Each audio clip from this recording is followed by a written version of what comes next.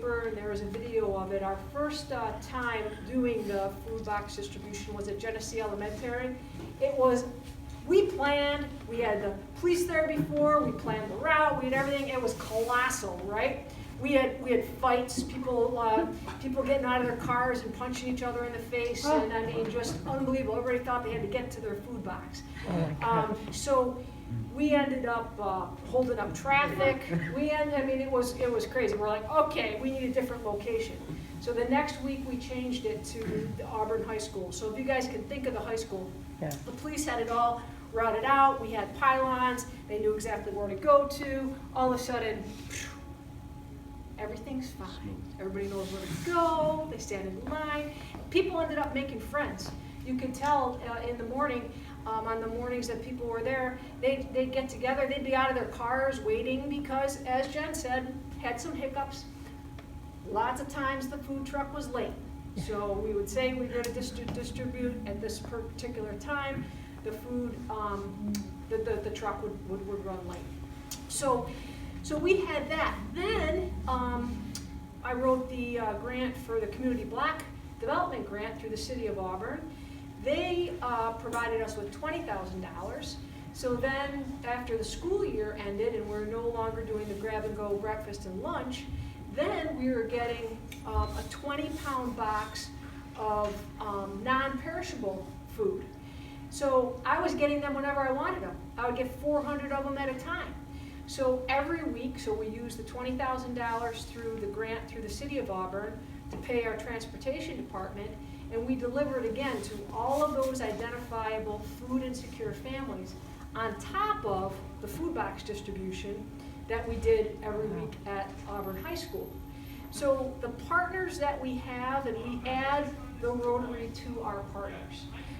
We have partners, we have so many donors, so we can go on and talk to you about what we're doing in terms of food. Even now, I mean, even just like there was Veterans Day, so okay, so then what day do we have the food go home with the children? Because as you know, children are either full remote right now or they're hybrid. If they're hybrid, they're in school 2 days a week. They come into school. They're going home every day with food for the next day. So the food, we're talking about food, food, food. Food is a huge topic. If you looked at my calendar, the number of meetings that surround food is incredible. But I would have to say it is something that we are incredibly proud of, that we are feeding all of our families. And as Jen had said, prior to March, we were feeding all elementary students received free breakfast and lunch out of the gate. So it did not matter what their income was. We were feeding all elementary students breakfast and lunch.